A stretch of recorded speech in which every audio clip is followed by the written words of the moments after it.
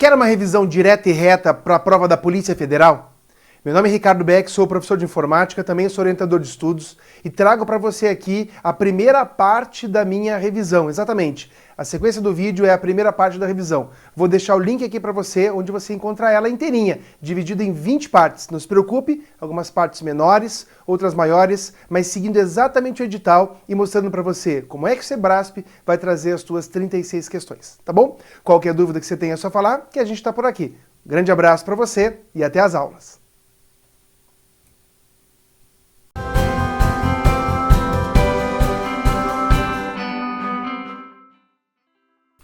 Olá, meu querido aluno, olá, minha querida aluna, tudo bem? Futuros policiais federais, como estamos? Vamos então para a nossa revisão de véspera. Eu esperei para começar a gravar minha revisão de véspera a prova da PRF. Poderia ter gravado antes a revisão, mas eu resolvi esperar para ver o que o Sebrasp ia fazer. E ele fez exatamente o que ele sempre fez, o que ele sempre faz. Ou seja, ele trouxe as questões naquele padrão dele. Inclusive, deixei no nosso IGTV, deixei no nosso canal do YouTube um vídeo onde eu comento o gabarito da prova da PRF, dizendo já, olha o jeito do cara, olha o jeito que ele traz para você, olha o jeito que ele encaminha, pelo amor do santo, para você ver e não perder questões na prova da Polícia Federal. São muitas questões, ele vai seguir a linha dele, o padrão dele. Então eu vou trabalhar aqui contigo o conteúdo, mas lembre-se daquelas dicas fundamentais. Nunca, jamais, a única forma, essas coisas muito taxativas tendem a questão ao errado. Questões como é possível, uma das formas, quem sabe, considerando que todas as configurações foram feitas, tende a estar correta? Tende. Tende. Em primeiro lugar tem que vir quem? O conteúdo. Depois você pensa no chute. Mas o chute deve existir. Precisa não deixar um monte em branco. Não adianta deixar um monte em branco, não adianta. Tá? Então vamos lá. Primeira coisa que eu quero trabalhar contigo é o item 1, conceito de internet e intranet. Para facilitar a tua vida, e como o nosso edital é grandão, eu fiz o quê? Eu segmentei a nossa revisão em várias partes, algumas menores, outras maiores, para que você possa assistir aquilo que você precisa. Legal, né? Então vamos lá. Primeiro sobre internet e intranet. Alcance das redes. Eles curtem um monte esse lance de alcance das redes. Aí o homem, que homem? É man, de Metropolitan Area Network. Area Network. Então, uma rede com área metropolitana. Existe WMAN? Existe. Esse W é de wireless, sem fio. Por exemplo, WiMAX. WiMAX 802.16, que é o I3E dela, ele faz o quê? Uma rede sem fio com alcance metropolitano, WMAN, então wireless. Aí eu tenho o WAN, esse W vem de wide, que é a mesma coisa que larga, que é a mesma coisa que ampla. Então uma rede de área larga, de área ampla. Uma rede que liga o Rio Grande do Norte ao Rio Grande do Sul, não é metropolitana, não me irrita. Ela acaba sendo uma rede WAN. Então a internet é um exemplo de WAN, mas não é a única, tá? Aí eu tenho as redes locais, LAN, Local Area Network. Pode ter 2 computadores, pode ter 4.000 computadores. Há aqueles que defendem que uma RAN, Home Area Network, é aquela doméstica. O Sebrasp cuida só dessas que eu coloquei. Ele dificilmente vai para as outras. Existe CAN, que é de Camp Area Network de uma universidade, mas o que ele curte, tem vários, tá? Mas o que ele curte são esses 4. Aqui eu estou numa revisão. E o PAN, que é o Personal Area Network, que pode ser aí o Bluetooth 802.15, né? O Bluetooth. O Bluetooth é um tipo de dispositivo sem fio, PAN, quando você liga ali 2 dispositivos pessoais. Um celular no computador, celular no carro, é um tipo de PAN. Viu aí quanto o alcance? Cai demais. Eles curtem muito esse tipo de coisa em tudo que é prova do Sebrasp, tá bom? Então cuidado. Aí eu vou para os protocolos, são os mais diversos protocolos. Protocolo é um conjunto de regras. Protocolo é um conjunto de regras. Por exemplo, HTTP sem criptografia. HTTPS, graças ao SSL, ao TLS Secure, com criptografia. FTP, que é para transferência de arquivos, DHCP, que é para distribuição dinâmica de endereços e de configurações para você navegar, como por exemplo endereço IP, SMTP, protocolo de envio de mensagens, mas quando o CESP, o SEBRASP, olha no âmbito dos servidores, existe o envio e recebimento no âmbito dos servidores e é a única banca que faz esse tipo de coisa. Então, se ele chegar para você e dizer assim, o SMTP, ele serve para enviar e receber informações, você vai dizer, tá bom, eu vou aceitar, vou engolir.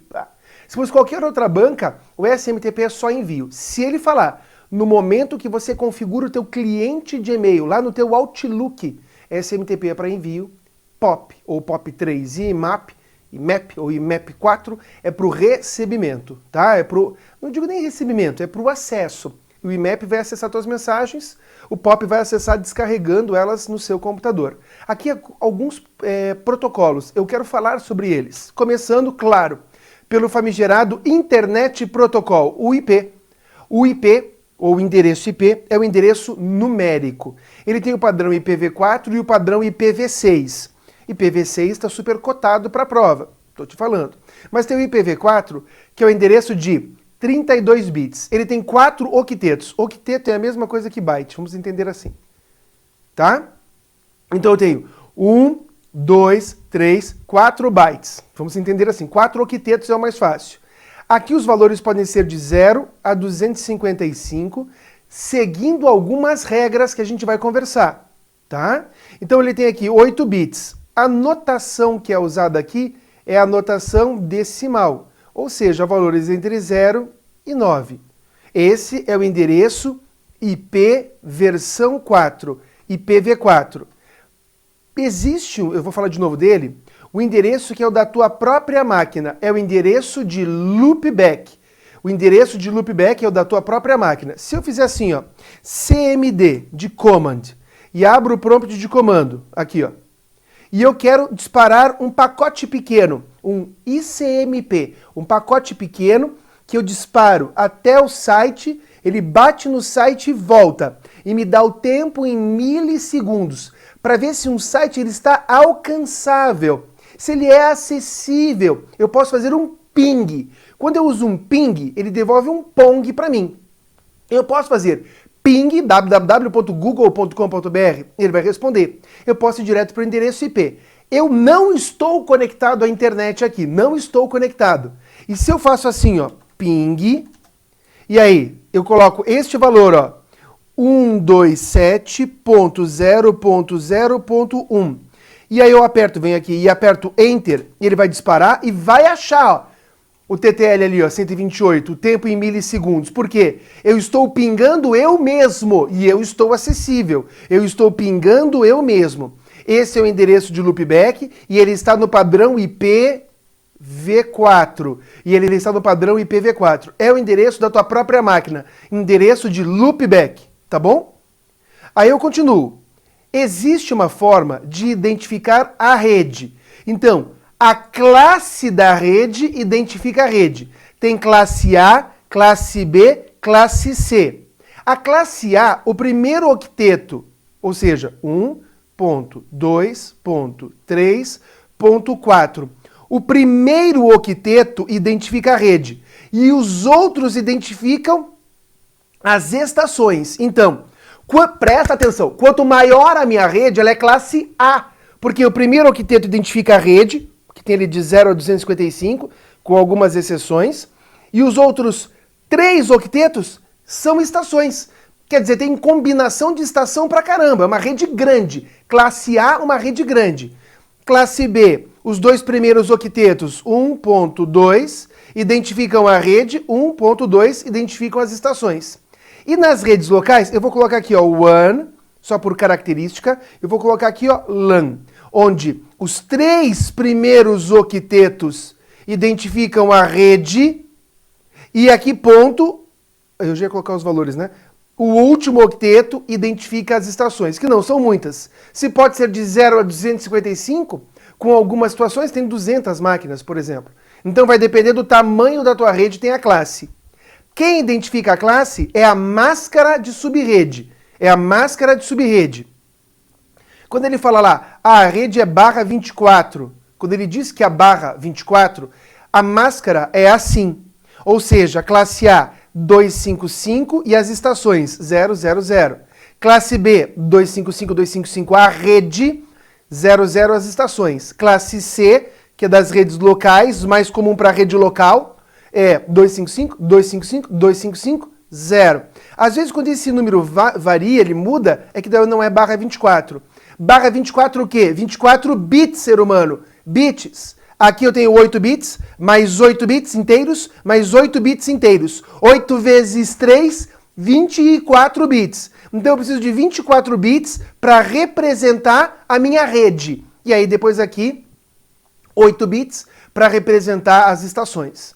Cada espaço dele vale 8 bits. Quando ele fala barra 24, é que eu estou usando 3 inteiros para representar. Ele pode chegar e falar um barra 26, ele pode falar um barra 17, 16, ele pode mudar os valores aqui. Barra 24 é o que mais nos interessa, é o que dá essa máscara redondinha e bonitinha aqui, tá? Aí, claro, que existe o endereço novo, porque nós precisávamos de mais combinações, que é o endereço IPv6. Primeira coisa que eu tenho que tirar do endereço IPv6, ele usa a notação hexadecimal. Ou seja, valores entre 0 e 9, e A e F. Ele usa letras e números no endereço. O endereço IPv6 ele tem 128 bits. Por que 128 bits? Porque ele tem 8 espaços. 1, 2, 3, 4, 5, 6, 7, 8 espaços, cada espaço com 16 bits. 16 bits vezes os 8 espaços, a gente vai ter os 128 bits. Percebeu?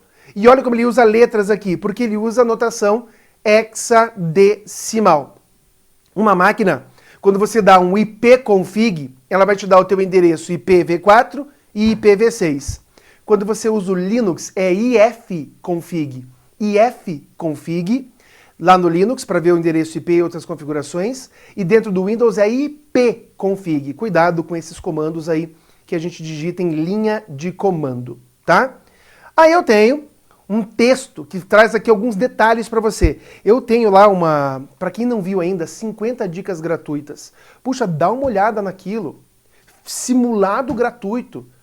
Tem lá os simulados que tem lá, os 5 simulados que o Nishimura fez, super importantes também, 5 simulados inéditos, são 180 questões. Que tem as dicas gratuitas, são 50 dicas, e mais o simulado gratuito, que se fosse hoje. Poxa, tem um monte de material. E o curso completo, com mais de 350 questões. Material tem, vamos para cima. Dá uma olhada ali, ó. Basicamente, as máquinas, quando estão ligadas em rede, possuem endereço IP configurado. Seja ele IPv4, normalmente, ou IPv6. De forma a poderem ser alcançadas por outras máquinas, tudo bem? Relativamente a endereços IP, existem endereços públicos e os endereços privados. A maioria dos endereços IP são públicos, que todo mundo consegue enxergar na internet, permitindo assim que as nossas redes, ou pelo menos os nossos roteadores, que fazem fronteira entre a nossa rede e a internet, estejam acessíveis publicamente através da internet a partir de qualquer lado. Algo nesse sentido. Aqui eu tenho uma rede de computadores, aqui eu tenho um switch, que é um concentrador, eu tenho aqui as estações, e eu tenho essa máquina que é o meu gateway. Ele é o meu gateway. Meu portão de entrada. E ele está ligado à internet. Aqui tem um site. Esse site tem um IP real válido. O meu gateway tem um IP válido. E aqui são IPs inválidos. Funcionam só aqui dentro. IPs inválidos. Então cuidado com isso.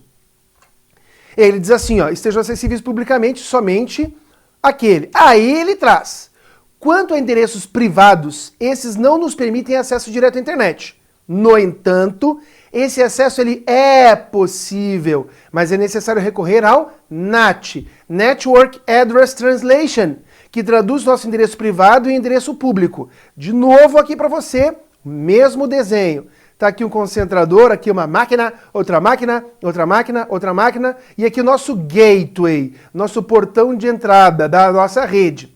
E ele está ligado à internet, que tem aqui um site, que tem aqui outro site, todos com endereços IPs públicos. O nosso aqui todo mundo enxerga também na internet. Todo mundo enxerga na internet, todo mundo enxerga na internet.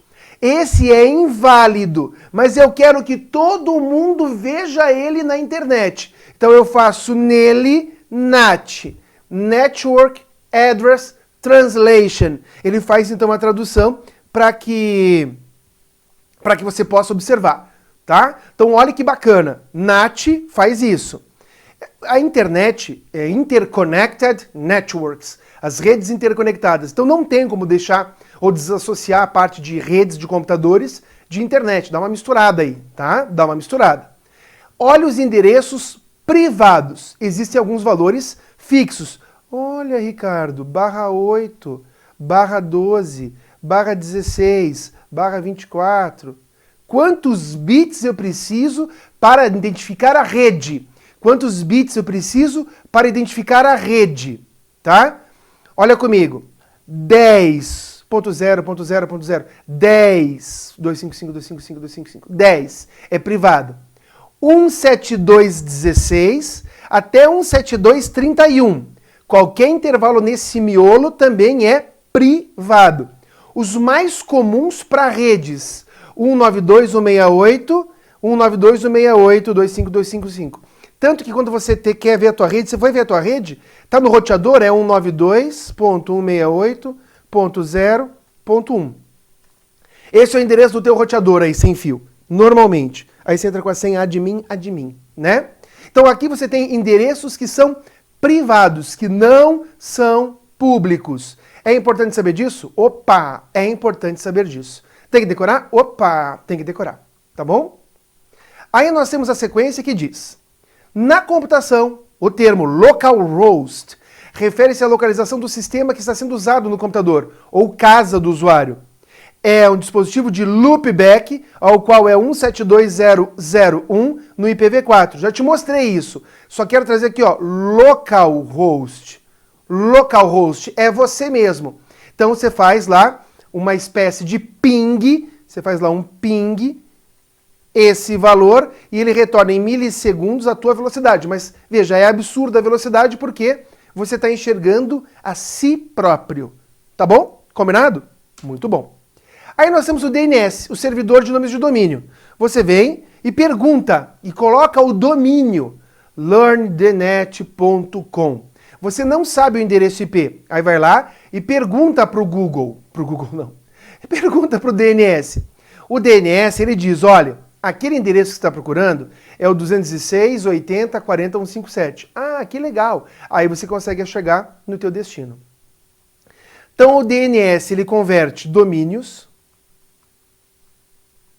em endereços IPs e vice-versa. E vice-versa. Tá? Só para você ter uma ideia, eu posso usar vários DNS pelo mundo. DNS do Google, 8.8.8.8, 8.8.4.4. Então são endereços aí de DNS do Google, bem lindão, tá? Só por curiosidade para você. Então aí você tem o host, e quem que é o localhost? Localhost é você, localhost é você, localhost. Beleza, bora lá.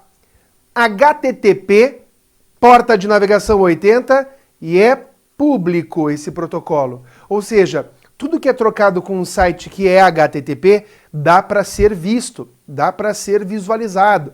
Então você tem aí que ele é público. Para implementar criptografia, que é feita por SSL e TLS, tem lá o Secure, que é o HTTPS. Não vai confundir com a porta 143, que é IMAP. Aqui é 443. A porta HTTP é 80, a porta HTTPS é a 443, que implementa então a criptografia, que mexe com a premissa da confidencialidade.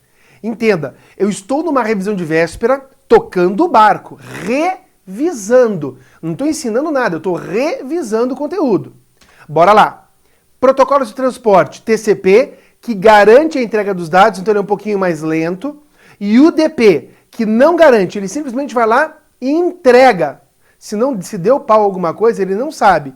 O importante é que você saiba, nesse caso, que o TCP é que a maioria dos nossos serviços acaba utilizando o TCP. Eles ficam na camada de transporte.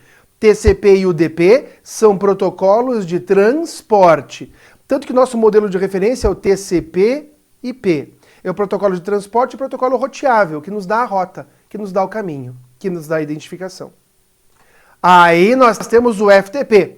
O FTP é mais antigo, claro que é, e é para transferência de arquivos. Olha só, FTP : Ele tem duas portas que eu tenho que saber. A 21 que faz o controle da conexão e a 20 que faz a transferência de dados. Ah, então tem porta 20 e 21. A mais comum de encontrar na prova é a 21. A mais famosa, a mais tranquila de se encontrar na prova é a porta 21, que faz o controle de conexão. Porta 20 trabalha os dados. Então tá aí o FTP. Mais protocolo? SMTP. O SMTP, ele faz o envio das mensagens. Quando você pensa lá no teu cliente de e-mail, pensa no âmbito de servidores, ele pode fazer o envio e recebimento, nesse sentido. Porta de comunicação 25, sem criptografia. Mas eu posso colocar criptografia no SMTP? Posso. E aí eu uso a 465 com SSL e fica SMTP-S. E a 587 para TLS e fica SMTP-TLS. Você pode configurar. Quando você vai configurar uma conta do Gmail no teu Outlook, ele vai te dizer lá qual é a porta que você usa, tá? Porque é criptografado. E tem para o recebimento. Post Office Protocol. As mensagens são baixadas, descarregadas no seu computador. Porta 110. Se eu quiser implementar criptografia, eu posso. Porta 995, SSL TLS implementados e vira POP3S de Secure. Ah, então o POP também pode ter criptografia? Sim. Assim como o IMAP. Só que aqui, ó, cuidado, lá no HTTPS era 443 a porta. Aqui a porta é 143, IMAP é o IMAP 4. Você acessa as suas mensagens diretamente do servidor, do teu provedor de e-mails, e ele também pode ter a implementação de criptografia, que é o IMAP-S, que tem a porta SSL-TLS, porta 993. Ricardo, quanta loucura. Pois é, tentei pisar no pescoço. E tem ainda o MIME. Quem? O MIME. No passado, os e-mails eles não tinham essa capacidade de mandar coisas bonitas. Aí vem o MIME. É uma sigla de inglês para Multipurpose Internet Mail Extensions. Gostou? Que se refere a um padrão da internet para o formato das mensagens de correio eletrônico. Ele pode ser usado para incluir vários tipos de conteúdo dentro de uma única mensagem. Antes não podia, agora tem o MIME. O MIME estende o formato do protocolo de correio simples, Simple Mail Transfer Protocol. De correio simples, aí tem o SMTP MIME, que possibilita, então, inserir diferentes tipos de conteúdo, sendo eles texto ou não. Algumas partes das mensagens podem envolver imagens, áudios e textos em caracteres distintos. Como muitas das mensagens na internet possuem associação bem próxima entre SMTP e MIME, algumas vezes são mensagens SMTP-MIME, que tem esses recursos a mais. Eita, nós! Vamos lá? Aí eu tenho o ICMP. Por que eu coloquei as raquetinhas ali? Porque tem o ping. É um pacote muito pequenininho que é disparado até o site, bate no endereço que você quis e voltou. E te dá o tempo em milissegundos. É o ICMP, tá? É o ICMP. Tem mais protocolo? Tem. O SNPP, de gerência de redes. Gerência de redes. É o Simple Network Management Protocol. Então, o protocolo para gerência de redes simples. Percebeu? E eu tenho o DHCP, que faz a distribuição dinâmica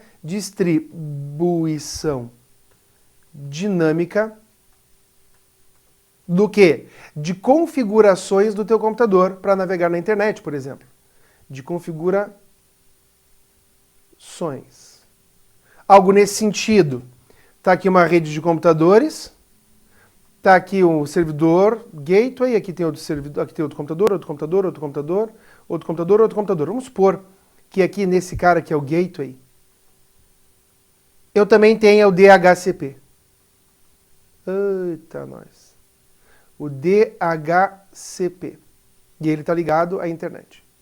Essa máquina ligou, ela precisa do endereço IP, da máscara de subrede, do gateway, ela precisa saber um monte de coisas. O DHCP dá para ela isso. O DHCP dá para ela isso automaticamente e dinamicamente. Eu posso fixar o endereço IP, ir lá no braço mesmo e configurar, ou eu posso fazer isso receber automaticamente. DHCP recebe automaticamente. Tudo bem? Cuidado com esses protocolos. Aí nós temos o tal de RTP e RTCP. Com o crescimento e a popularização do uso de multimídia em tempo real é no momento que acontece, através da internet, vídeo, rádio, música, telefonia IP e videoconferência. Então a gente está falando de VoIP. De videoconferência, foi criado um protocolo de transporte em tempo real, chamado de RTP, Real Time Transport Protocol. Tudo bem? Então você vai ver que é um protocolo de transporte em tempo real. Chance de cair pequena, mas a gente vem na revisão não só para falar aquilo que pode cair, mas dar aquela alfinetada de algo que possa aparecer, né? Isso pode acontecer. Aí eu tenho diversas, aqui só para a gente revisar, diversas portas. Por exemplo, FTP, dados 20, controle 21. SSH, que é acesso remoto com criptografia. Acesso remoto com criptografia, porta 22. Porta 23, Telnet, acesso remoto sem criptografia. SMTP, porta 25, sem criptografia, né? 53 DNS, 67 DHCP, server, 68 DHCP client, o cliente e o servidor. TFTP 69, HTTP 80, não podia vir aqui o HTTPS. E qual seria do HTTPS? 443, não vai confundir, tá? O IMAP, que é 143, o APOP 110, SNMP 161. Aqui é só para trazer mais algumas portas para você. Eu já falei nas situações passadas de outras portas. Fechou? Hoje você vê na maioria dos sites, olha, esse site aceita cookies. Aceita para prosseguir os cookies? E aí eu quero que você saiba que tem dois tipos. Se um cookie não apresenta uma data de validade, ele é um cookie de sessão. Funciona enquanto você estiver trabalhando. É um cookie de sessão. Se o cookie contar com uma data de validade, ele é um cookie persistente. Então são dois tipos de cookies que nós temos aí, que são arquivos pequenos, que guardam informações sobre a privacidade do usuário. De sessão e persistente, quando tem uma data de validade. Fechou? Então tá bom. Aí nós temos o URL, que é Uniform Resource Locator. Resource é o mesmo que recurso, que é o mesmo para nós que é arquivo. Então tá ali, ó, protocolo HTTP, máquina, pode ser o endereço IP ou site.com.br, a porta de comunicação, se você quiser, caminho, PJUR de pessoa jurídica, /foto.pdf, esse é o recurso. Eu posso trocar o método aqui para HTTPS, que tem criptografia. Posso trocar o método para transferência de arquivos, FTP, existem outros também, mas esses são os principais que você pode digitar diretamente na barra de endereço, na URL do teu navegador. Não, URL não, da barra de endereço do teu navegador, tá? Aí nós temos a diferença entre intranet e extranet. Qual é a palavra que ele traz dentro de intranet? Corporativa. Ah, Ricardo, quer dizer que ele é corporativo? É. Quando ele fala corporativo, significa que você usa, presta atenção, toda a estrutura da internet usa o modelo de referência TCP/IP. Então, pode ter e-mail, pode ter DNS, pode ter endereço IP, pode ter tudo que tem na internet dentro de uma rede corporativa, dentro da rede. Então, uma intranet. Uma intranet pode ser ligada à internet, sem problema nenhum. Quando tem um terceiro que precisa, por exemplo, acessar a intranet. Tem um terceiro que precisa acessar a intranet. Ele não é da corporação, ele não é da empresa, ele não é da corporação, mas ele precisa acessar. Então cria-se um canal para que ele, terceiro, acesse a intranet, o que nós chamamos de extranet. Então extranet é para um terceiro interessado, para um terceiro interessado. E internet é a nossa grande rede mundial One pública. Tá bom? Tudo bem? Eu trago aqui a primeira parte da revisão, onde eu acabei analisando contigo elementos de internet e de intranet. Com certeza, dentro das nossas questões, haverá alguma coisa daqui. Então, força aí, continue na revisão que vai dar tudo certo. Qualquer dúvida que você tenha, é só entrar em contato que a gente está aqui à tua disposição. Um grande abraço para você, boas aulas e até mais.